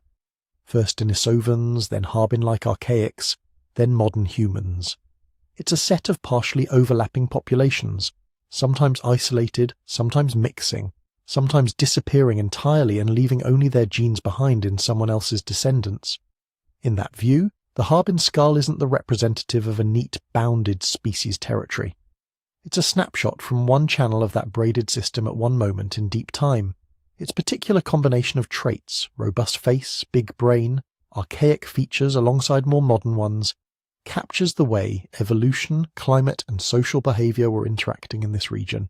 It tells us that northeastern Asia wasn't waiting passively for Homo sapiens to arrive with superior technology and cognition. It was already full of humans who had mastered fire, clothing, shelters, and complex cooperation. Humans who had weathered multiple glacial cycles. Humans who, in some scenarios, were close kin to Denisovans, in others, related to early branches of our own lineage, in still others, part of a long-lived, regionally distinct population. When you see the story that way, the question, exactly what species is Harbin, becomes less the endpoint and more the starting condition. The real shift Harbin forces is conceptual. Ice Age Asia stops being the quiet side stage where a couple of side characters linger until modern humans show up. It becomes a crowded, dynamic arena, a place where multiple human streams braided together, diverged and braided again, long before anyone painted on cave walls in France or carved ivory in Germany. And once you accept that braided river picture, another realization follows. If the landscape was that complicated, if so many groups were sharing and reshaping the same spaces over hundreds of thousands of years, then one skull in a well can't just tweak our diagrams. It can change how we argue about the whole script. From here you can probably guess what happened next. Paleontologists didn't all gather in a circle, look at the Harbin skull, and nod in quiet agreement. They argued. They are still arguing. And if you understand why, you understand something important about how science actually works. Start with a basic rule that almost every scientist in every field will sign off on: extraordinary claims require extraordinary evidence. Slightly unusual fossil turns out to be slightly unusual member of a known group is not an extraordinary claim. We have discovered a fourth major kind of human, co-equal with Neanderthals, Denisovans and us. And this single skull finally shows where Denisovans fit on the tree very much is. The Harbin team didn't just describe a skull. They proposed a new species, Homo longi, and suggested it might represent our closest extinct relatives, maybe even the mysterious Denisovans, based on anatomy alone. That's a huge leap. It might end up being right in some form. But for a lot of researchers, the key question wasn't, is Harbin interesting? It obviously is. The question was, have you really built a strong enough chain of evidence to support the story you're telling? That chain has multiple links. You need a solid geological context. Where the skull came from, which layers, which sediments, what else was there? Harbin doesn't have that. It came out of a construction site in the 1930s, was hidden in a well, and only resurfaced in the 2000s and 10s. The team used clever geochemistry and comparisons with nearby sites to narrow down its age, but there's still uncertainty. You need comparative anatomy, detailed, replicable measurements showing how this skull differs from other fossils. The original description does this, but critics want more than one lab's interpretation. They want independent teams to run their own analyses, with access to the same raw data. You need integration with genetics and archaeology. If you're going to say, this is Denisovan adjacent, or this is our closest sister lineage, you want DNA, or at least proteins, or at the very least, a tight fit with what we already know from Denisova Cave, Siahi, and living people's genomes. Right now, Harbin doesn't give us that. Each missing or weakened link in the chain doesn't make the fossil useless. It just lowers how far you're allowed to push the claims if you're playing by strict scientific rules. But those aren't the only forces acting on a fossil story. For better or worse, fossils live in the human world, not just in the ground. And the human world has politics, nationalism, institutional rivalries, media cycles, and personal ambition. Harbin is a perfect example. For most of the 20th century, narratives about human evolution were written largely from Europe and North America, based heavily on African and European finds.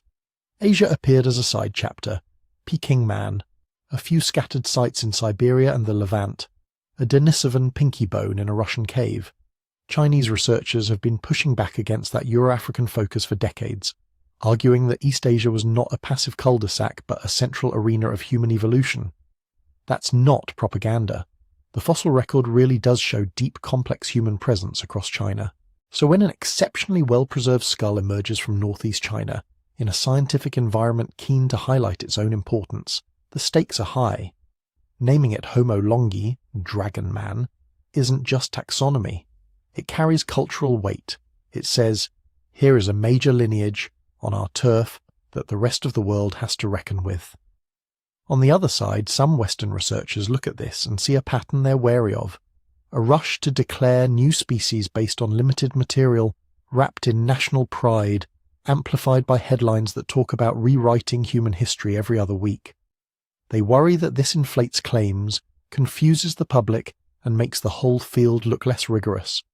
That doesn't mean Harbin's describers were lying, or that critics are jealous. It means everybody in this story is human. They operate in systems that reward big, bold claims and media attention. They work in environments where funding, prestige, and international status attach themselves to fossils like barnacles. Then there are the very practical turf wars. Who gets to name a fossil? Traditionally, whoever publishes the first formal description with a clear diagnosis. But what if the fossil has been known locally for decades? What if other teams were circling it, preparing their own papers?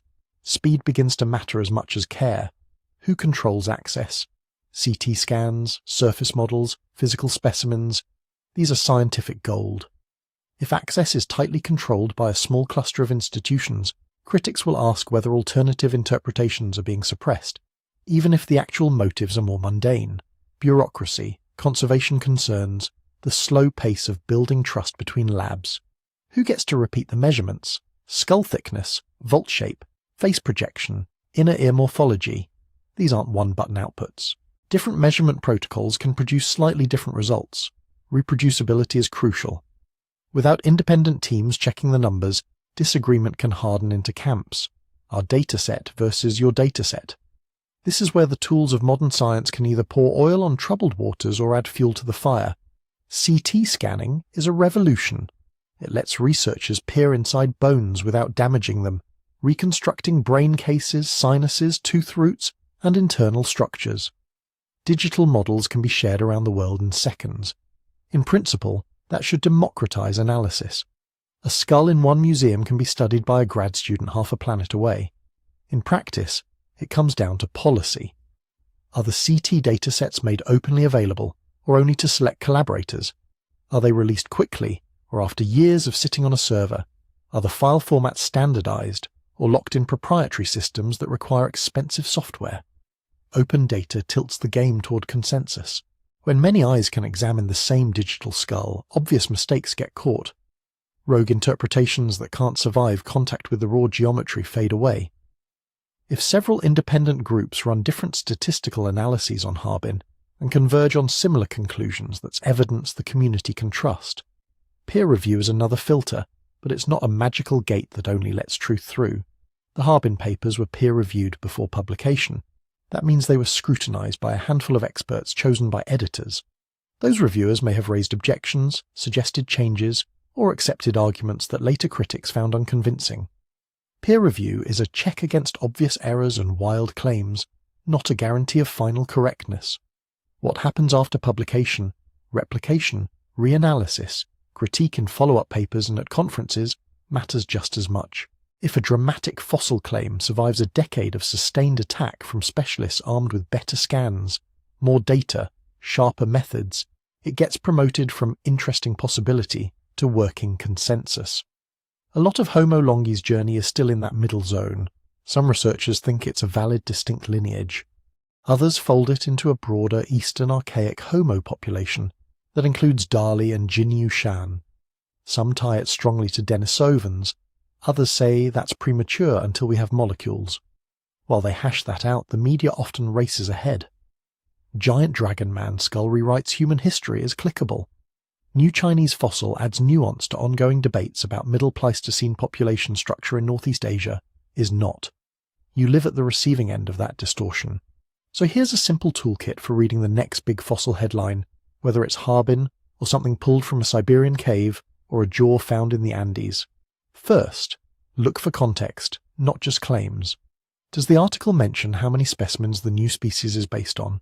One skull? A few teeth? A dozen individuals? The smaller the sample, the more cautious the conclusion should be. Second, watch the verbs. Suggests may represent. Is consistent with signal that the authors are trying to be careful. Proves, shows definitively, upends everything we thought we knew, should make you lean back and ask, really? Based on what? Third, check for integration across fields. Are genetics, archaeology, geology and anatomy all pointing the same way, or is the claim hanging from a single line of evidence? Harbin, right now, is mostly anatomy plus indirect dating. That's fine, but it sets a ceiling on how grand the story can be. Fourth, see how other scientists respond. If you only hear from the discovery team, you're seeing half the conversation. Robust science survives critical commentary. If multiple independent experts say, this is exciting, but we're not ready to call it a new species yet, that's not negativity. That's the system doing what it's supposed to do. Fifth, track time. Real revolutions in understanding don't happen in one paper and one news cycle. They unfold over years as more fossils are found, more genomes sequenced, more sites excavated. If a headline says rewrites human history this week, and you never hear about that fossil again, odds are it didn't. When you apply that toolkit to Harbin, you get a mixed picture. Yes, it's an extraordinary skull. Yes, it forces us to expand our mental map of Ice Age Asia. Yes, it probably does belong to a population we hadn't properly recognized before. But no, one skull, however impressive, doesn't by itself rewrite human history. It edits a paragraph, maybe a chapter, in a book that many authors are still drafting. And there is one more reason scientists argue so fiercely about fossils like Harbin. Behind the technical debates about taxonomy and phylogeny sits a much more personal question. Who are we, and how many ways have there been to be human? If Harbin represents a long-lived Northern Asian lineage that survived brutal climates, developed complex survival strategies, and sometimes shared genes with our own ancestors, then the answer is, there have been more ways than we used to think. That's a profound shift. It spreads us out across more branches of the tree. It suggests that our story is not a straight line of progress, but a tangled history full of side paths that were just as clever, just as tough, and, for a long time, just as successful as the branch that led to you. What would it take for a single skull to truly rewrite that story, not just tweak it? To do that, it would have to show us something we didn't even know to look for. To get there, we need to be clear about what rewrite human history actually means. In the way it's usually used in headlines, rewrite sounds like, throw the old book in the trash, start again from a blank page. That almost never happens. In real science, rewrite is almost always editing. You move a branch on the family tree, you slide a date back 50,000 years, you add a new migration route, or a new episode of interbreeding, or a new technology appearing earlier in one region than anyone expected. The old story doesn't vanish. It gets rearranged. Whole paragraphs are crossed out, others are penciled into the margins, some are moved from the footnotes up into the main text. Harbin, at least so far, lives in that world of edits.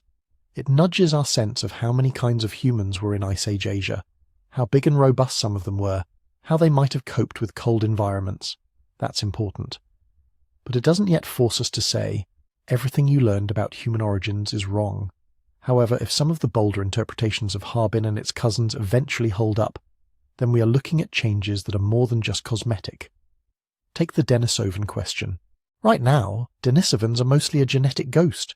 We know them from tiny fragments, a finger bone and a few teeth from Denisova Cave, a jaw from the Tibetan Plateau, and from their fingerprints in our genomes. They're everywhere and nowhere at once, like a character you keep hearing about in a story but never actually meet. If it turns out that Harbin, Dali, Jinyushan, and a cluster of other Chinese fossils all belong to a single, coherent Denisovan-grade population, that would be huge, because it would take Denisovans out of the shadows. Instead of a mysterious hybrid of DNA and broken molars, they'd become a visible, named, anatomically described species with faces, brain cases, and a geographic range that covers half a continent.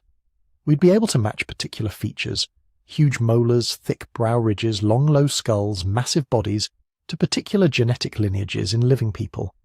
That would rewrite the way we visualize the human family in the late Pleistocene, not a vague third kind of human off in Siberia somewhere, but a dominant Northern Asian lineage that met, mixed with, and possibly outcompeted other humans over hundreds of thousands of years.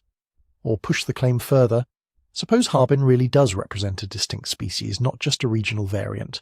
Suppose Homo longi holds up, not as a rebranding of Denisovans, but as something parallel to them, a fourth major branch alongside Neanderthals, Denisovans and us. Suddenly, Ice Age Eurasia goes from a triangle to a web. You don't just have Neanderthals in the west, Denisovans in the east, and Homo sapiens wandering through late in the game. You have multiple large-brained, technologically capable human species overlapping in space and time, each with its own ecological niche, its own body plan, its own cultural traditions. They're not guests on our stage. We are one newcomer among many.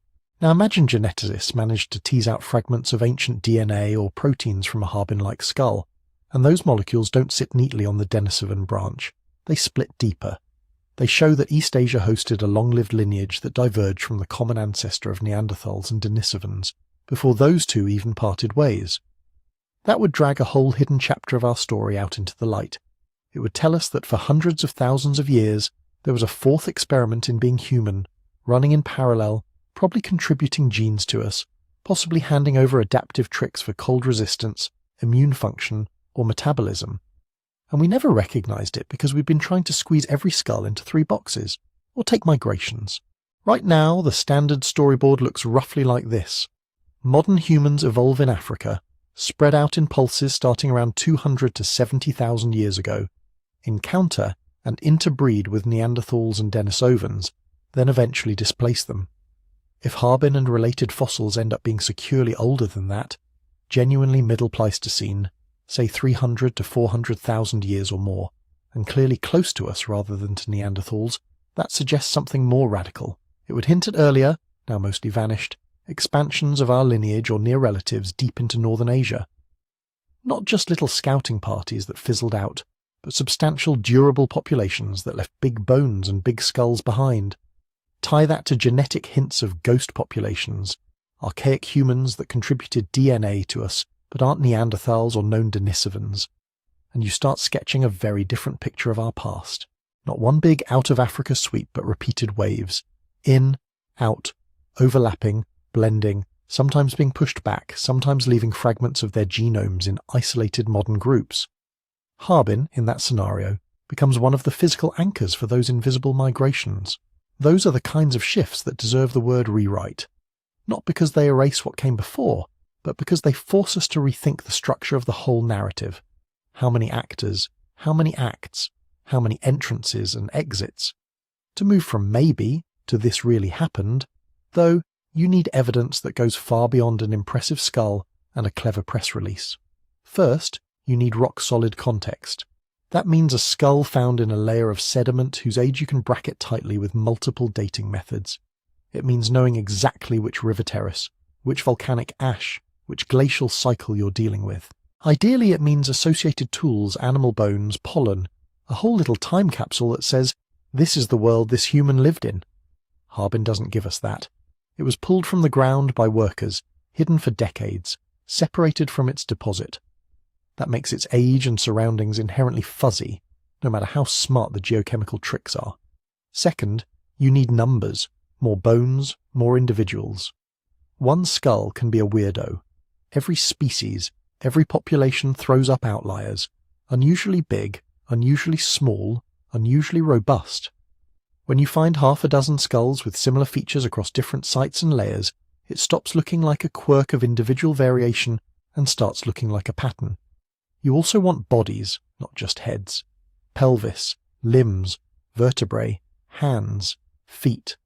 Robust skull plus delicate body is a very different creature from robust skull plus powerlifter skeleton. That difference changes how you interpret their ecology, their behavior, their relationships to other humans. Third, you want molecules. Ancient DNA is the gold standard, but it's fragile and doesn't preserve well in warm, wet environments. Proteins, especially tooth enamel proteins, last longer. Either one can tell you where a fossil actually sits on the genetic family tree, who it shared ancestors with, who it interbred with, how long ago its lineage split off. If a Harbin-like skull yields Denisovan DNA, the debate shifts overnight. If it yields a distinct, deep diverging lineage, the stakes go even higher. If it yields nothing at all, then proteins from associated teeth, or even sediments, might still give you hints. Finally, you need convergence: anatomy, geology, genetics, archaeology, all pointing broadly the same way. Different teams, in different labs, running different methods on overlapping datasets, and arriving at compatible stories. That's when a controversial interpretation starts to harden into the new normal. Getting there is slow, unglamorous work. It means more field surveys in northeast China and across Central and Eastern Asia, systematic searches of river terraces, cave systems, old quarry sites. It means going back into local collections, provincial museums, even private stashes, looking for overlooked skull fragments or jaws that might belong to the same population as Harbin. It means building big, open comparative datasets, CT scanning every relevant fossil, from Africa to Europe to Asia, and letting researchers test whether Harbin truly clusters apart, or whether its features fall on a continuum with other archaic humans. It means refining dating methods for tricky contexts, better luminescence techniques for sediments, better uranium series and ESR for teeth, better models that integrate regional climate records, cave growth layers, and river histories. And it means pushing biomolecular techniques to their limits, improving protocols for extracting proteins from tiny ancient samples without contamination, experimenting with sediment DNA in Chinese cave sites that haven't yet yielded fossils, but might preserve genetic traces of the humans who passed through. Under all of that, there's one constant: the oddly fragile, oddly powerful human element. Think about how we got here. In 1933, a labourer on a bridge project found a skull and, for reasons we can only guess at, fear, superstition, simple instinct, decided not to hand it over. He hid it at the bottom of a well where it sat through war, regime change, famine, revolution, and the entire modern history of paleoanthropology. He died without ever seeing the arguments that his secret would ignite. 90 years later, scientists in climate-controlled labs are scanning that same skull with machines that would have looked like alien technology to him. They're publishing papers in international journals, standing on conference stages, arguing in 3 languages about names and trees and dates. Graduate students who weren't born when the skull left the well are basing their entire careers on questions it raised. Geneticists in other countries are revising their models of Denisovan ancestry because a fossil from Harbin suggests there might have been more than one northern lineage. Funding agencies are writing calls for proposals shaped, in part, by a decision made at the edge of a bridge in the 1930s. That's what it really means for an object to rewrite history. Not that it erases everything we knew, but that it shifts the questions we ask, the expeditions we plan, the technologies we develop, the stories we tell about ourselves, and the biggest questions Harbin raises still don't have answers. How many ways of being human have we lost? How many lineages left traces in our bones and our blood but no names in our textbooks? How many other skulls are still sitting in wells, caves, riverbanks, and desk drawers, waiting to nudge our story into a new shape? Those are the secrets we're still chasing. Go back one last time to that well. A wooden bucket, a length of rope, a few meters of darkness between the surface and the water. That's all it took to hide one of the most important skulls ever found. Now zoom out. Because in a sense, the whole of prehistory looks like that. Our past isn't a neat museum gallery with everything labelled and lit. It's a landscape full of buried objects, misplaced bones, misidentified fragments, fossils sitting in private houses, tucked into monastery cupboards, locked in provincial storerooms. It's memories turned into legends, legends turned into myths, and then dismissed as stories when they might actually hold faint echoes of real events. The Harbin skull just happens to be one of the rare cases where something climbs back out of the dark and forces us to notice how much is still missing. So where does that leave us if we strip away the hype and stick to what's most credible right now? We can say that Harbin clearly belongs to a big-brained, large-bodied human from the middle to late Pleistocene of Northeast Asia. Not a primitive ape-man, not a modern human either, but something in that crowded in-between space. We can say its combination of traits is unusual: the enormous brain case, the thick but arched brow, the low, long skull with a face that's surprisingly flat compared to classic Neanderthals. It doesn't drop neatly into any of the standard boxes. We can say that its age range, as far as current dating allows, overlaps with a time when multiple human lineages almost certainly shared Asia. Neanderthals to the west, Denisovans somewhere to the north and east, early Homo sapiens moving in from the south. We can say that together with other Chinese fossils, Harbin strengthens the idea that Asia was not a side stage. It was a major arena, maybe the major arena, for experiments in being human over the last few 100,000 years. Beyond that, we hit questions. Is it Denisovan? That's plausible, but unproven. Until someone gets ancient DNA or proteins out of a Harbin-like skull, Denisovans remain mostly genetic ghosts, and we're still guessing about their faces. Is Homo longi a real distinct species? Maybe. Or maybe it's a new label for a branch of a Denisovan grade population we've only just started to see clearly. Or maybe it's part of a broader, messy continuum of archaic humans across Asia that defies our neat species names altogether. Did these people contribute genes directly to some of us alive today? Quite possibly. But which traits, in which populations, from which specific ancestors, is still an active battlefield in genetics papers? And then the biggest unknown of all, how many other Harbin-level surprises are still underground, or sitting in a box or hanging unrecognized on a back shelf? That's the secret we're really chasing. Not just, what is this one skull, but how incomplete is our picture, and what happens to our story each time another piece drops into place. I'd love to hear what you think Harbin represents. Is it the face of Denisovans finally stepping out of the shadows? A fourth major human species that ran alongside us and Neanderthals? Or a reminder that our categories are too simple for a world where lineages split, blur and fuse again over hundreds of thousands of years? Tell your version in the comments.